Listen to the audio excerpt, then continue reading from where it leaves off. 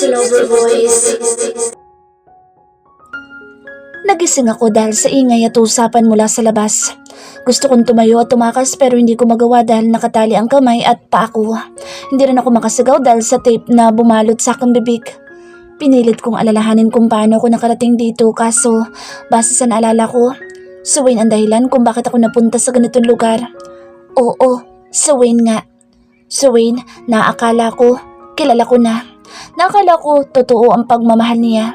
But I was wrong dahil siya mismo ang dahilan kung bakit nararanasan ko ito. Matapos ako ipakilala ni Tito sa harapan ng mga estudyante bilang fiancé ni Wayne, sa rooftop kami tumungo ng binata. Nagawa pa namin makausap si Leonard pero masyadong seloso ang lalaki kaya agad kaming nakarating doon. I feel so happy and blessed to meet a man like him. Talaga ipinaramdam nito kung gaano niya ako kamahal. Alam mo, feeling ko nasa magandang panaginip ako. Sad ko na isang day ko ang aking likod sa dingding. Dito namin napag-isipan na i-celebrate ang party na kaming dalawa lang. Akalain mo, nagsimula lang tayo sa text message tapos hahantong tayo sa ganitong relasyon? Pagpapatuloy ko na may ngiti sa labi. Tumabi si Wayne sa akin at tinawakan ng kamay ko. Maging ako rin, hindi makapaniwala na mamahalin kita. Saan niya tinalikan ng palad ko? Siguro nga, destiny nga tayo. We're meant for each other, babe, at nagpapasalamat ako dahil nakilala kita. Muli nitong turan. Ewan ko ba pero sa tuwing sinasabi niya ang katagang ito, naiihi ako. Naiihi ako sa kilig dahil sa banat na Wayne. I love you, Hillary. Wika niya ulit. This time, he faced me. Nagawa niya na rin na ihaplos ang palad nito sa aking pisngi. Unti-unti na ring dumampi ang labi namin sa isa't isa. Pero yung matamis na halik biglang naudlot dahil sa isang tawag mula sa cellphone ng binata. Wait lang babe, I need to answer this call.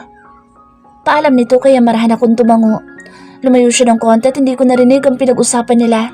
But one thing I know, mukhang seryoso ang pag-uusap ng dalawa. Hillary, dito ka lang.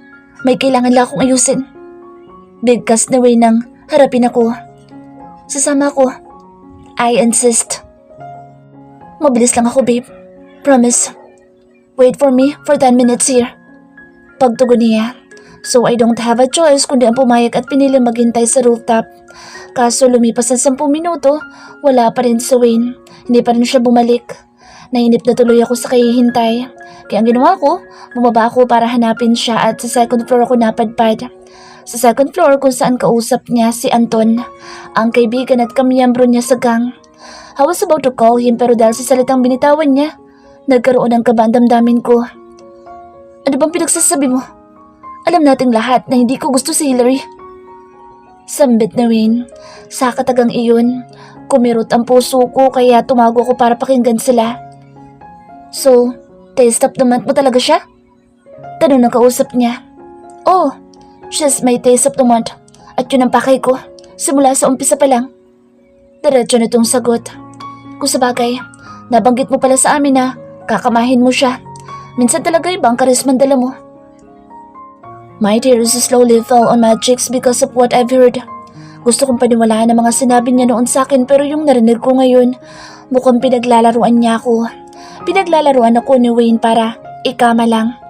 Shit, ang tanga ko pala. Ang tanga ko dahil naniwala agad ako sa matamis niyang salita. Hakma na sana akong aalis para umalis na sa lugar kaso may panyong tumakip sa ilong ko dahilan para mawalan ako ng malay. At alam ko na kagagawa nito ng binata para makuha ang katawan ko. Sa mga oras na ito, malinaw pa rin sa isipan ko ang mga salitang sinabi ni Wayne. Demonyo siya. Literal na demonyo siya para gawin ito sa akin. Mahina akong napaiyak habang pinipilit kong alisin ang tali sa kamay ko. But in the middle of the night, nakarinig ako ng tawanan mula sa labas. Sayang-saya sila na tila may ipinagdiriwang na espesyal sa araw na ito. Sabi ni Boss Wayne, pagkatapos niya raw kamahin si Hillary, tayo na raw bahala sa babae. Bigkas ng isa, kinilabutan akong bigla. Kasabay noon ay ang mabilis na pagpintig ng puso ko. Wow, gusto ko yan. Minsan talaga masyadong mapagbigay si boss. Wika ng lalaki. I can't control my tears. Tuloy-tuloy ito sa pag-agos. Binabalot na rin ang takot ang aking sarili. All this time nakaplano na pala ang lahat. Kinuha lang ni Wayne ang loob ko para pagpiestahan ako ng mga kagang niya. Hoy, tama ng Diyos-misan. Kunin niyo na ang dalag sa loob dahil kanina pa naghihintay sa Wayne. Bilisan niyo kung gusto niyo ring matikman si Hillary. Sigaw ni Anton. Oo, si Anton nga. Yung kausap niya kanina sa second floor. Isang malakas na kalampag ang bumukas ng pinto. Hindi ko makilala ang pagmumukha nila dahil natatakpan nito ng itim na bonnet. Palapit sila ng palapit sa gawi ko kaya hindi ko mapakali. Tanging pag-iling ang nagawa ko dahil hindi ko magawang manlaban. At buhat-buhat na nila ako. Kunting hakbang na lang siguro at ipapasok nila ako sa kwarto. Pero buti na lang, may isang tao ang siyang nagligtas sa akin. Pinalo niya ng tubo ang 3 kalalakihan kaya nakuwala ako sa kamay nito. Hillary, are you okay? Sinaktan ka ba nila? Tanong ni Wenard na may pag-aalala sa boses. Hindi ako sumagot dahil mabilis ko siyang niyakap. Thank you, Wenard. Thank you dahil dumating ka. Naiiyak kong turan. Kung sino pang pinag-isipan ko ng masama, siya pa tong magliligtas ng buhay ko. Si Anton ang nakausap ko sa phone. Ang malapit kong kaibigan na ka-member ko mismo sa gang. Kung naalala niyo pa, siya ang tumulong sa akin noon na gawin ng effort para kay Hillary sa field. And he said, nagkaroon ng problema ang grupo namin kaya bumaba ako para makausap siya ng personal sa second floor. Ano ba talagang problema? Bakit kailangan mo pa ako papuntahin dito? Inis konturan. I don't know his reason pero yung mata, alam kong may nangyari ngang mali sa gang. Shit, don't look at me like that. Ang gusto ko sabihin mo agad, ang totoo. Masyado ka na nakaka-istorbo sa moment namin ni Hillary. Bigkas ko ulit na may galit na sa pananalita. Boss, kalma. Sambit niya para alisin ang pagka-bad trip ko. Wala akong oras para makipagbiruan ng ganito, Anton. Kung wala ka sasabihin, babalik na ako sa itaas. Sad ko sa kanya. Akma na sana akong tatalikod para umalis pero bigla siyang nagsalita. Ano ba talagang totoo mong relasyon kay Hillary? He asked me. Sa tanong niya palang kakaibang Anton ang narinig ko. Kaya muli ko siyang hinarap at tinitigan ng matalim. What kind of question is that? Madiin kunturan. Narinig ko kasi sa Demon Gang. Balak nilang sabihin kay Hillary na ginagamit mo lang siya para ikama. Kaya tinatanong kita kung totoo na ba ang relasyon niyo. Seryoso niyang wika. Ito yatang ipinunta niya. Shit, sinasabi na nga ba? May balak si Wenard na sirain kami ng dalaga. Akala ko ba trip mo lang siya? Hindi ba sabi mo sa akin noon hindi mo siya gusto? Saad niya dahilan para magsalubong ang kilay ko. Ano bang pinagsasabi mo? Alam natin lahat na hindi ko gusto si Hillary. Sambit ko rito. Masyado na ako naiirita kaya ito ang lumabas sa bibig ko. Nararamdaman ko kasi na mayroong kakaiba kay Anton at gusto kong ilihis ang paniniwala nila na mahal ko si Hillary para iligtas siya sa plano ni Wenard. Lumabas na ako ng room na iyon. Bumalik ako sa rooftop para sana ituloy namin ang party ng dalaga pero pagdating ko roon, wala na ang fiancé ko. Kaya bumaba muli ako para tanungin si Dad kung nakita niya si Hillary. But he just answered, no. Nagkaroon tuloy ng kaba ang dibdib ko dahil baka kung ano na nangyari sa babae. Baka umuwi na, son. Medyo gabi na rin kasi at sigurado ako napagod na iyon. Tura ni Dad na agad akong napatango. Tama, baka nga nasa bahay na si Hillary at hindi na ako nagsayang pa ng oras dahil agad ako nag-drive patungo doon. Kaso ipinagtataka ko bakit nandito ang kotse ni Wenard. Babe? Tawag ko sa dalaga na makapasok ako sa bahay nila. Nanginginig ang kamay niya habang nakaupo sa sofa at umiiyak. Hillary, are you okay? Ano ba nangyayari sa'yo? Tanong ko na may pag-aalala sa boses. Lumuhod na rin ako para kahit papaano'y maging kapantay ko siya. Pero isang malakas na sampal ang natamo ko mula sa babaeng mahal ko. Ang kapal na mukha mo para tanungin ako ng ganyan. Galit niyang sambit na aking ikinagulat. Sweetie, nagtatakang bigkas ko. Umalis ka na. Ayoko na makita ang pagmamukha mo. Sigaw nito. Nalilito ako. Hindi ko alam kung anong nagawa ko para magalit siya ng ganito. Teka anak, ano ba nangyayari? Bakit ka ba galit kay Wayne? Is there something wrong? Saad ng dad ni Hillary. I don't have a choice kundi ang pakinggan ng rason niya. Kaya napatingin ako sa gawin nito na katabi ang kapatid ko. Total nandito na rin siya. Panahon na siguro para malaman niyo ang kahiyupan na ginawa ni Wayne sa akin. She said as she looked at me directly to my eyes. What are you talking about, Iha? Binastos ka ba ng taong to? Tanong ni Tita sa dalaga. Hindi niya lang ako binastos, Mom. Pinakidnap niya ako para babuhin ng mga lalaki. Payag ni Hillary na hindi pa rin maalis ang galit sa muka. Hillary, ano bang pinagsasasabi mo? Hindi ko magagawa yan sa'yo. Turan ko sa babae. Gulong-gulo na rin ako sa mga kaganapan ngayon. Hindi mo magagawa? Pwede bang tumigil ka na, Wayne? Tigilan mo na ako. Huling-huli na kita. Bulyaw niya, tumayo bigla. Babe, iniwan kita sa rooftop at nang bumalik ako doon, wala ka na. Wika ako rito. Oo, wala na nga ako. Wala na ako dahil dinukot ako ng mga tauhan mo. She shouted again. Tauhan ko? Imposible. Mababait sila at hindi nila magagawa na saktan at tukutin ang babaeng gusto ko. Hillary, nagkakamali ka yata na ibinibintang. Kalmado kong tugon. Paano ko magkakamali kung mismong silang narinig ko? Muli niya sambit.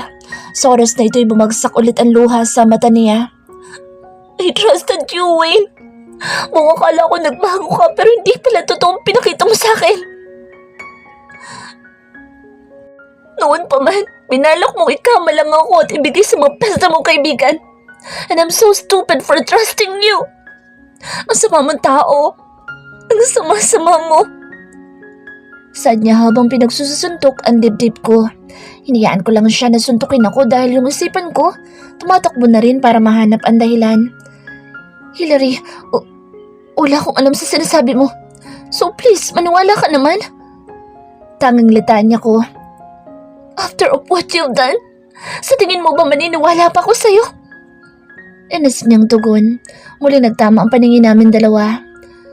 Tingin na sobrang lamig at nakakapanibago. Kinasusok naman kita, Wayne. Nandidiri ako sa sarili ko at minahal kita. She said, Hillary, kaya huwag ka nang umasa na matutuloy pa ang kasal. Dahil simula sa araw na to, tinatakwan na kita sa buhay ko. Huli nitong sabi bago ako tinalikuran. Ano ba talaga ang nangyari? Masaya pa lang kami kanina pero ngayon, sobrang kalungkutan ang pumalit bigla. I am very disappointed, Wayne. Pinagkatiwalaan pa naman kita para sa anak ko. Mahinahon na saad ng papa ni Hillary. Kaming apat na lamang ang naiwan sa sala dahil pumasok na ang dalaga sa kanyang kwarto. At sa oras na ito, nakatayo na rin si Leonard habang hawak-hawak ang coat na ipinasuot niya sa babae. Tito, wala ho akong alam sa sinasabi ni Hillary. Magkasama pa lang kami kanina tapos bigla siyang nawala. I also tried to ask my dad pero ang tanging sabi niya baka umuwi na siya. So here, mabilis akong pumarito para hindi ako mag-alala. Wika ko para maging malinaw sa magulang ng dalaga ang totoo. I'm sorry, but for now, ang anak ko munang paniniwalaan ko. Kita mo naman, takot na takot siya. Kaya sa tingin ko tama sinusumbong niya. Mabuti pang umalis ka na sa pamamahay ko hanggat natitimpi ko pa ang sarili ko. Tura nito bilang patuloy. Malalim ako napahinga at napatitig muna sa kwarto ng dalaga bago lumabas ng bahay. Rinig ko ang yapak at pagpapaalam ni Leonard na aalis na din siya.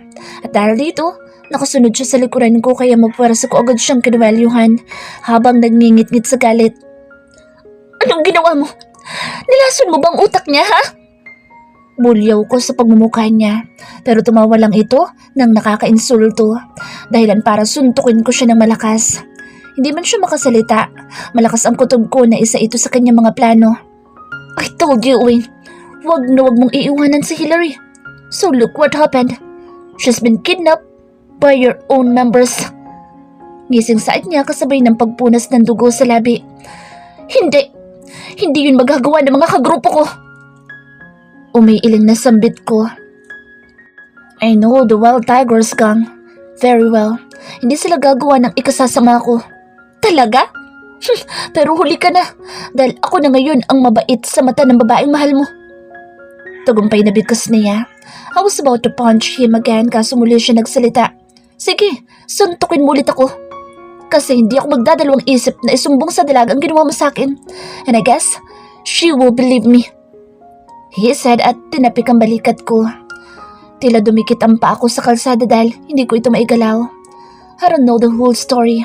Ang tanging alam ko lang, kinausap ako ni Anton at nagtanong-tanong siya tungkol sa amin ni Hillary. Hindi kaya sinet up ako ni Anton? But shit, he is my best friend. Kaya imposibleng tatraidorin niya ako. Dahil sa naisip ko yung sumakay ako ng kotse at pinaharurot ito patungo sa mismong lugar namin ng The Wild Tigers Gang. Pagkarating ko doon, nagkakasiyahan silang lahat. And shit, it makes me more irritated. Lalo pat nagiinuman at kumakanta sila sa video, okay? Kaya nagtataka ako kung para saan ba ang kaligayahan nila. Damn it! Stop it! Sigaw ko sa kanila at sinipa ako ng malakas ang isang mesa. Napatigil sila sa pag-iinuman at sabay-sabay na tumayo. Boss, ayos ka lang ba? Kinakabahan na tanong ng isa. Bakit kayo nagkakasiyahan? Bigkas ko na may kadiinan sa pananalita. Wayne, birthday ni Gian. Nakalimutan mo na ba? Sagot ni Fred. Napatingin ako sa gawin ni Gian na ngayon ay naging malungkot ang mukha. Nasira ko yata ang selebrasyon ng kaarawan niya. Si Anton? Nasaan si Anton? Tanong ko rito. Boss, wala na sa grupo natin si Anton. Muling sagot nito. What? Tanging sambit ko. Lumipat na siya sa Demon Gang. Matagal na siyang nagtatrader sa atin, Wayne. Patuloy niya, dahilan para mapakunot noo ako. Bakit hindi niyo agad sinabi sa akin? Galit kunturan. Wayne, best friend mo si Anton. Kaya naghahanap kami ng tamang tiyempo para sabihin yun sa'yo. Kaso, masyado ka naging busy kay Hillary. Saan nito sa akin? Bumalik sa alala ko ang mga nangyari kanina. Tama nga ang hinala ko. Naset up ko na magaling kong kaibigan at demonyo kong kapatid. Pinagkaisahan nila ako na walang kamalay-malay. Bakit boss? May problema ba? Usisang tanong ulit ni Gian. Hindi na ako sumagot pa. Sa halip binigyan ko sila ng sign na humanda. Lulusob tayo. Kukunin natin sa Anton ng buhay para maamin niya kay Hillary ang totoo. Huling sabi ko na kaagad nilang sinunod. Tatapusin ko ang gabing ito sa madugong paraan. Hindi ko hahayaan na makuha ni Wenard ang babaeng pakakasalan ko. 17 kaming pumunta sa kuta nila Wenard. Kung kalakasan ng pag-uusapan, nasisiguro ko na mas malakas ang gang namin. Marami kaming alam pagdating sa pakikipagbakbakan. Hindi katulad ng gang ng kapatid ko na puro panghahalay ng babae ang inaatupag nila. Hindi pa man kami nakakapasok sa loob ng marinig ko na mismo ang boses ni Anton, ang traidor kong kaibigan. Sa boses pa lang nito mahahalata mo na ang kaligayahan na umaapaw sa damdamin niya. Congrats, tol! Milyonaryo ka na agad! Bigkas ng isa nilang kasamahan. Nagtawa na ng mga ito na animoy lasing na lasing sila. Oo nga eh, malapit ko nang mabili ang gusto kong lupain. Wika ng binata. Kita mo na? Ganyan talaga si Wenard sa mga tapat sa kanya. Kung matagal ka nang nandito sa amin, siguro mas malaking pera pa ang hawak mo. Pagsegunda pa nito. May punto ka dyan pare. Doon kasi sa kapatid niya. Ni piso, wala akong mahawakan. Masyado ba naman banal-banalan lokong way na iyan? Sabay halakak nito. Napakuyo mga aking kamao nang banggitin itong pangalan ko. Langya, hindi ko na mapapalampas ang ginawa niyang pagtataksil sa akin. Dahil puno na ako ng galit, hindi na ako nag-alinlangan pa na pumasok sa loob. Malakas kong sinipa ang gate dahilan para bumukas ito. At ganoon na lamang ang gulat sa mukha ng lahat nang makita nila ako. Otomatiko silang napatayo samantalang ang iba ay tinawag ang kasamahan. Si Wayne nandito! Tawagan niyo si Wenard! Bulyaw ni Anton. Talagang naghanap pa siya ng katulong. Pero hindi ko hayaan na makawala siya. Sinanyasan ko na sa likod kong miyembro na umatake na para tapusin ang mga ito. Sinabi ko din sa kanila na si Anton lang ang kanilang bubuhayin para mapaamin ito kay Hillary ng katotohanan. So this time, the war begin. Madugong labanan na nangyari sa pagitan ng The Wild Tiger and the Demon Gang. Kumuha Kumuha pa ng ibang armas ang mga kagrupo ni Wenard para patumbahin ang grupo ko. Ganito talaga sila, madugas pagdating sa bakbakan. Pero alam kong hindi sila magtatagumpay dahil may tuwala ako sa mga kasamahan ko. Kaya hinayaan ko na sila na magpatayan dahil ang tanging gusto ko na makuha ngayon ay si Anton. Ang kaibigan ko na trumaydor sa akin. Tumatakbo siya ngayon palayo sa gawi ko para hindi ko siya madakip. Napangisi na lamang ako dahil ramdam ko ang takot sa dibdib nito. Mabait akong tao pero iba akong magalit. At alam niya ang ugali ko. Binilasan ko na rin ang kilos para habulin siya at mukhang kinakampihan yata ako ni Tadhana dahil sa uling hakbang niya. Wala na siyang lulusutan pa. Kaya dahan-dahan itong humarap sa akin at nanginginig ang braso niya. Wayne, utan na bigkas dito sa aking pangalan. Itinuring kitang kaibigan at parang kapatid. Tapos itong igaganti mo? Galit kong saad. Dinukot ko na rin ang baril dahil bala ko siyang takutin. Kasabay noon, lumapit ako sa kanyang pwesto. Boss, pasensya na. Nasilaw lang ako sa pera. Hingin pa umanhin ito. Kaso manhid na yata ang tenga ko dahil wala nang epekto ang sasabihin niya. Alam mo ba kung ano sinira mo? Sinira mo ang buhay ko. Muli kunturan sa binata. Sa puntong ito'y nakatutok na sa noon ito ang baril ko at isang kalabit ko lang. Siguradong putok ang bungo niya. Wayne, wag! Huwag mo akong patayin. Handa akong aminin kay Hillary na sinat up ka namin. Basta huwag mo lang ipuputok iyan. Litanya ni Anton para kumbinsihin ako na magbago ang aking isip. Itinuring kitang kaibigan at parang kapatid tapos ito lang ay gaganti mo? Pero maya-maya lamang ay dumating si Wenard na may dalang baril. At binaril niya ang sarili. But shit, why did he do that? Sa tanong ng isip ko, tunog ng pulis ang narinig ko mula sa labas. Sa pangalawang pagkakataon, nautakan na naman ako ng walang hiya kong kapatid. Mukhang ako na naman ang lalabas na may kasalanan sa mata ng batas at sa mata ni Hillary. Ibaba mo ang baril mo at itaas ang kamay. Sambit ng pulis sa akin na makarating sila sa pwesto ko. Nakita ko na rin na inaalalayan nila at binuhat ang duguan na si Wenard na alam kong umaacting lamang. Palabas nilang ito para magmukha siyang kawawa at ako ang masama. But shit, kahit anong gawin niya, alam ko sa sarili ko na hindi ako ang bumaril sa kanya. Huwag ka nang manlaban, mister. Sa police station ka nalang magsalita. Bigkas nito kasabay ng pagposa sa akin. Kaya wala akong choice kundi ang sumama sa kanila. At sa kabilang sasakyan, nandoon ang mga kasamahan ko na nadakip rin at nakaposas. Pati sila'y nadamay dahil sa galit na umiral sa damdamin ko.